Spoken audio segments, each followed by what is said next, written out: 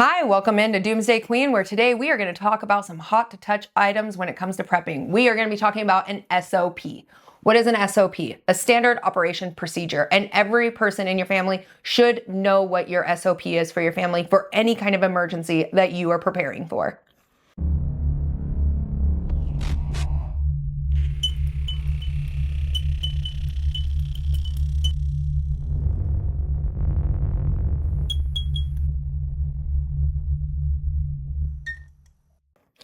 This is a step-by-step guide for your family to understand what roles they are going to be in when it comes into an emergency. Whether the power goes out or all chaos ensues, because we all know we wake up every day and there's something new on the news. I'm sure that people are going to get very upset, but you need a standard operation procedure for your home, for your family, for any kind of coincidence that could happen.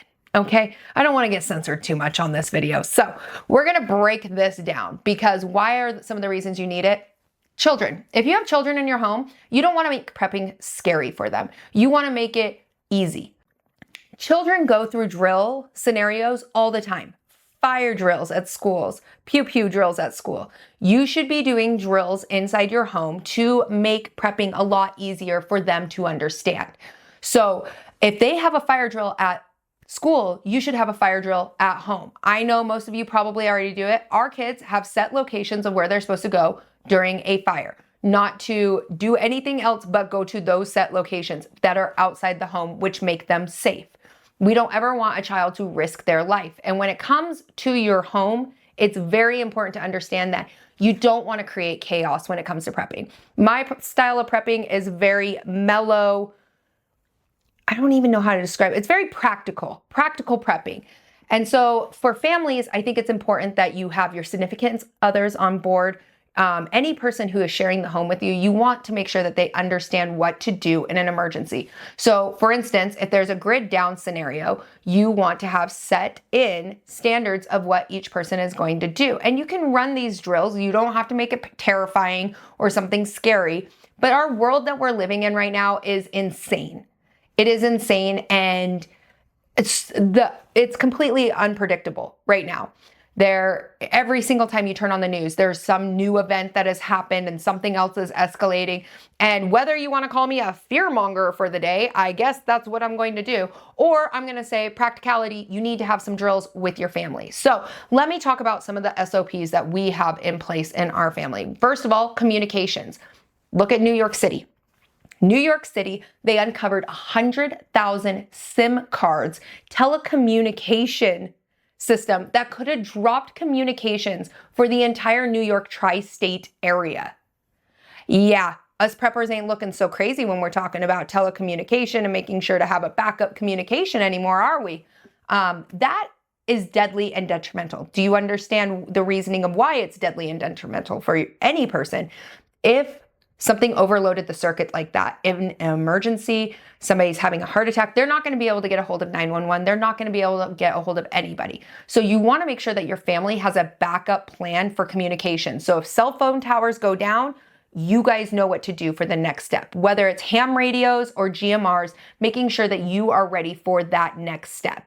The reason your family needs to have this in place is because it prevents chaos and it prevents panic.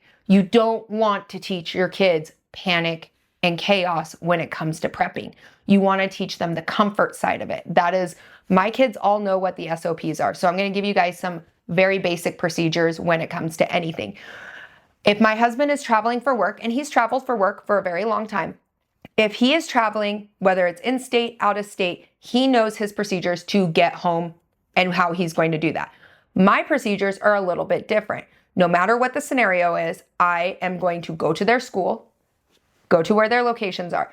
If it's something that has affected that immediate location, we've actually selected a house that's about 2 blocks away from that area that has an area that they can have a little bit of cover, they can stay a little bit more isolated, and it's not as noticeable. Why would I have any of that in place? Well, first of all, it's on their walking routes, which makes it very simple. It makes it so I'm not driving all over a neighborhood to look for them if they're out on school hours, like after school hours. It also is something we've had to deal with personally. Over on my other channel, we had some crazy people do some crazy things, and people get hyper fixated and obsessive and want to make sure that my kids are safe at all costs and that they know that there's a house that they can go to. And we become friends with those people where they know that they can knock on the door and it is a safe location. So we pick a place that is very specific to our family, friends, locations, so that they know that they have somewhere to go if school is not a safe place for them to be at. Then I am to go that direction. If they're not at that set location, then I go to the school location. That is, and it's all on the same exact route, so it's easy for them to maneuver. It's not overloading their brain system, and it allows them a little extra security. Making sure your family understands what their evacuation routes are too. Whether it is a natural disaster, a fire. For instance, I had mentioned fires earlier. One of our spots is our mailbox. Then the next one is our neighbor's mailbox to get away from the house if it's not safe. Make sure your family is all on the same setup, but how can that be applied to bigger case scenarios? In an emergency, things can get really unpredictable, and you're gonna have to develop a plan that works best for you and your family. My husband knows that, say, if I'm up in the mountains and something was to happen here and home was no longer safe, that we would meet at our property. I don't have to question it. I would not need to look where he is at. He knows the scenario and he knows what to do. And we've drilled in this. It's very important to make sure that everybody is all on the same page. I love when I hear that people are going to bug out to the woods, but they've never spent time in the woods. I'm expecting probably snow this weekend, so that's not one area I'd want to be bugging out to, but it's not one area that I couldn't survive in. If it's shelter in place, make sure that your family understands, locking doors, sealing windows, rationing supplies, those kind of scenarios. Make sure that your significant other or anybody that's inside your family that understands that if something was to happen where you had to shelter in place, that you're going to want to reserve your resources as much as possible. Why does your family need an SOP? Well, making sure nothing gets overlooked. Lights, food, pets, medications, communication. When you're all working together as a group, it's going to be easier to break down these procedures together so that everybody has a role, and make sure that the roles are age appropriate. For instance, my 8-year-old, his role in our home, no matter what the scenario, is lanterns or flashlights. Something simple, something fun. When we run these little drills at home, it's so easy for him to be involved. Well, my teenagers are a little bit older. They know what to do. They know where the jackeries are. They know if the freezer needs to be plugged in. Any of those kind of scenarios, we've kind of ran those over with them. And they also are very well skilled when it comes to radios. My 13-year-old, guess what? She can run a ham radio. It's not rocket science. She knows how to set up the GMRs when we go out, when we go on rides, backpacking, camping. She is in charge of comms, just the same way that I was in charge of comms for our convoy and how I trained her dad to be in charge of comms for his convoys. We have been teaching them since they were very little. We don't make it something scary. So if something is to happen, they're like, oh yeah, I can get in contact with somebody back at camp. If we get a flat tire somewhere, something happens, you're giving them a lot more control in chaos instead of having kids standing on the side of the road when they turn 16 because they don't know what to do when they get a flat tire. Sometimes we got to do a little extra parenting and help them learn those life skills that are going to help get them by. For me and my husband, securing our home is one of our biggest jobs of doing our SOPs, is making sure that we're the ones that provide the protection, locking it down, making sure everything is perfect the way it needs to be, but also letting our kids grow in the prepping community. Our kids are very passionate about what they've learned. My daughter is very proud. I mean, she will set up another adult ham radio for them so that they can have communication with the rest of the convoy. And she started doing this at 10 years old. It's not hard. You just have to start practicing. Now on to more news of what's happened throughout the world. Let's get to it. There's shootings everywhere. You've got New York City with telecommunications being found with hundreds of thousands of SIM cards.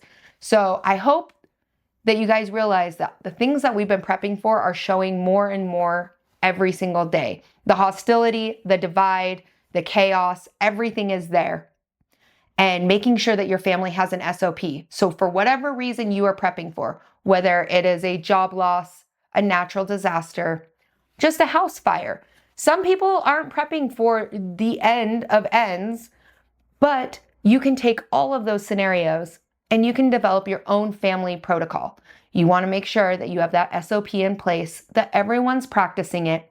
You can print off a little checklist and put it inside your pantry, just laminate it, and then just give practice. Whether it's in the middle of the night, you just do a fire drill, make sure that everybody knows exactly where to go to. Because the last thing you want if an emergency happens is one of your kids scrambling for a special item and then something tragic happens. Making sure that your family's preparedness is number one. This is so critical in this time. The world is very on edge right now. As I leave, like I'm not even finished packing for the day, and making sure that everything is where it needs to be before I leave, making sure that I'm ready to go out for the next week and a half, but also making sure that my husband knows, the SOP for that, which we both developed them together. So he's very much on the exact same page as me, but making sure that all that communication is placed in route so that we all know what to do if something gets worse. Every single day we wake up and there is a new news article. They are desensitizing us because when something bigger is going to happen, and here's your fear-mongering thought of the day, when something bigger happens, not as many people are going to be awake for it. So as always, stay aware, stay prepared, and always have your head on a swivel, and make sure that your whole entire family knows the procedures and the protocols that you're expecting and practice them. Nobody becomes perfect overnight.